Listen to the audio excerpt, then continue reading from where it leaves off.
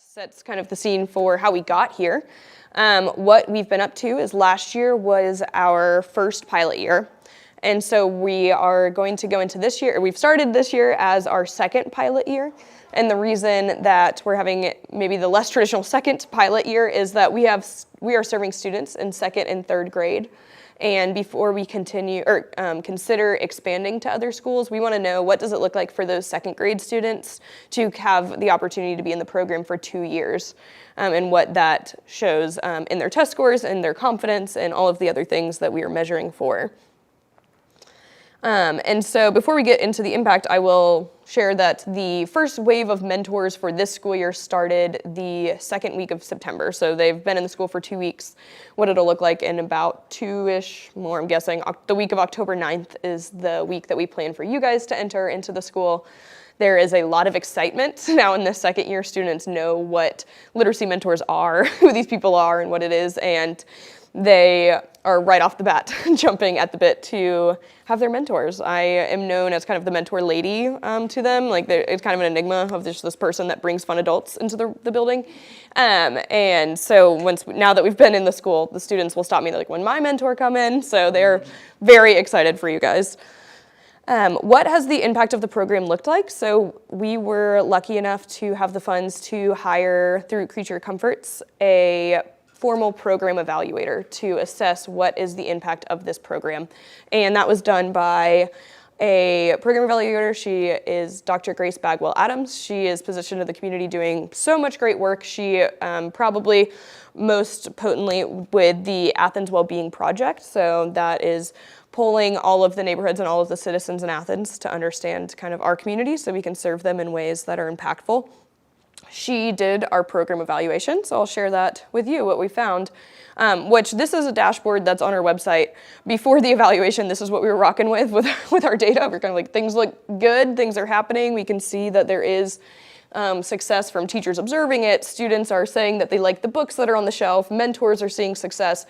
And our hope was that with all of these things that we're measuring and making sure we're on track with, that there would be some sort of measurable success, because all of these things are great, but ultimately we are in a system that uses standardized testing to measure if there is any literacy growth. And so we were hoping this would all translate, and we were excited to see where we went. So this is going forward. This is non-match students. Also, again, background in social work. Sorry if I'm like not nailing the statistics, but gonna do my best. So these are the non-match students that are at Stroud, and we also have 2 control schools that we are going to keep private, but they are schools that are very similar to Stroud and a lot of different controls. So you'll see that the iReady, and this is based off their iReady standardized assessment, and so they group them into the 3 categories where you're on level or above, 1 level below, or 2 or more grade levels below. And so you'll see that there are, without the intervention, there's growth. There's growth happening to move students throughout the year to where they need to be. This is what, I'm gonna put them side by side. There's too hard to remember. I know there's a lot of numbers, but this is the compared version of what it looks like for students that did have mentors this past year. And you can see the numbers. So this number is kind of like absurdly large and scary with the 600%, but you can see it meant that we got 12 students to then be on grade level who were before in that 29%. And so when we've shown the community this, we've shown Clark County School District more at the district level, what has been exciting for all of us to see is that the students who are in the 2 or more levels below bracket are moving about 2-ish times quicker out of that. And those are the students that have the most to make up, right? So they have the farthest to get throughout the school year, that even if they move 2 grade levels up, they may not still then be on grade level. They have the farthest to catch up to their students, or to their peers, sorry. And so once we saw this, we were very thrilled, and that was our target student. So we do it in waves of our matching process. We have priority matches, and those are those students who are 2 or more grade levels behind that we know would benefit the absolute most and need some confidence and support in their literacy skills. But as we've had bandwidth from, or increased bandwidth from a lot of volunteer interest, we've been able to add more students throughout that. And so some of your students you may notice at this point are pretty great at reading. You may not notice it from the jump that you may not assess them as a struggling reader, but there's different aspects throughout that you'll be supporting them through. But this was just exciting for us to see that those priority matches were being supported through the intervention. This is the exact same information, just without the numbers and kind of in colors. That's how my brain works. So you could just see the red got a lot less for second graders, and same with third. So the background of how this program is built is really just kind of, you don't have to read all that. It's not super important that you know the actual verbiage, but if you look at this Venn diagram, we are operating a targeted mentoring program. So what that means is, you're familiar with tutoring programs. We have specific academic goals. That is the most pressing aspect of the program.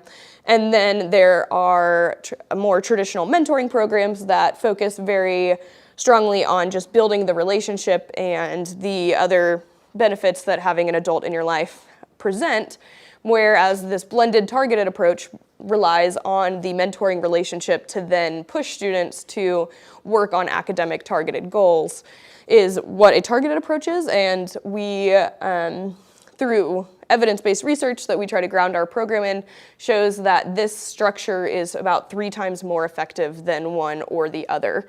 And so we'll get into it a lot more of what it will look like for you to support your students, but that's what we attribute a lot of the success to, is that you'll get to know your students well enough to know what challenges them or what they're really good at and how you can build confidence. And finding those balances is a really important part we think about when we're needing to be pushed or when we need support in something that we're not doing well.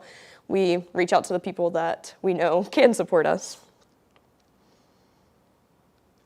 So what if you're not a literacy expert? You don't need to be. You're not here because you are. You are here because you are a caring adult that kind of shared all of the what brought you here for one way or another. You want to invest in the students at Stroud Elementary, whether that be that is on the pathway for the rest of your career, or if that's just that you have a heart for these students. We will prepare you with everything you need. You are just one more person that will get the opportunity to reflect back how awesome these students are to them. Let's see, okay. So this is a quote that we reference a lot throughout the training and also internally of what is a mentor. This quote refers to it as a network of individuals rather than just one person doing everything for a young person. That way it takes away that burden of any adult in a child's life, thinking that they need to be the superhero. Instead of having to be everyone to somebody, adults and peers can then be somebody to everybody. And so we like to highlight this a lot. You are going to be in the child's life, and you're going to be one of the people in your student's life. In fact, 71% of students nationally that enter mentoring programs already have at least one special non-parent adult in their lives. So that means that they have a caring guardian, and they also have adults in their lives that they can rely on. And you get to be one more of those people that just continue to build that confidence. So what can some of the mentor support look like, or what can it result to, I mean? This data comes from Mentor National.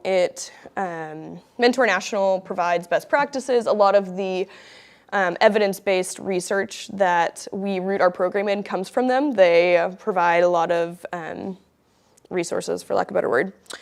This comes from them. They helped us build the program a lot at the beginning. But young people with mentors report setting higher educational goals, which means they may be more likely to attend college. They are more likely to participate in productive and beneficial activities, and more likely to hold a leadership role or volunteer regularly within their communities. So focusing on that connectedness, like seeing yourself in the community and that you have a place that would benefit from you being there. So why second and third grade students? We talked about Justin talked about this a little bit in that video you saw, but by the end of third grade, students make this shift from learning to read, like up until third grade, there's a lot of focus on literacy and understanding how to read and all of the different components that is. By the end of third grade, going into fourth grade, students are expected to have mastered that and are then reading to learn in other subjects. So you think the introduction of textbooks or other instructional tools that students, if they cannot read, they will not glean information now, not just in the English language arts, but in other subjects as well, making it that a student would be 4 times less likely to graduate high school if they're falling behind in literacy at the end of 3rd grade. Like, that is how far-reaching the results can be. And at the end of 2021, there was 20% of Clark County 3rd graders reading at grade level. Any guesses as to what in 2021 may have had scores that were lower than we may hope for? COVID, definitely. That is a common idea. Oh my goodness, I'm sorry. Common idea. And yes, that was a large part of it. We want to hold space for the fact that students were needing to learn virtually how to read. And that just covered mouth. Really, everything was against them in learning how to read and as far as learning environments. But we want to emphasize, we hear a lot back of, we want to get back to those pre-pandemic reading levels, but nationally, they were at 35% versus now nationally we're at about a 32% average. And so that's just highlighting that, yes, there's a lot of work to be done in reiterating excitement and joy in those experiences of reading, but we want to do so much more. We don't want to just get back to the pre-pandemic levels. We want to kind of shake the ground in literacy instruction. So what can we do? What can you do? Support the network of folks that are already behind that student at H.B. Stroud Elementary School. So kind of coming back to that little drawing of how you're that network of support. Any questions? I have a couple slides to say questions, but I know I ramble, so if you also have any questions throughout, please interrupt and let me know. What we are going to do is our first activity break. We've kind of sprinkled these throughout, but here's our first one. Just some background before we dive in. All of the literacy activities have let me see, do I have? Yes, okay, so these are what those little cards look like. So each of the activities has a growth area correlated to, like a literacy growth area that it's correlated to, that it would then expand upon, or it's designed to. And so this is Scarborough's reading rope. It shows all of, this is not even exhaustive, but some of the higher level skills that go into having automatic literacy. And so these are different concepts that we identified with our literacy activities. These are in your folder for you in the literacy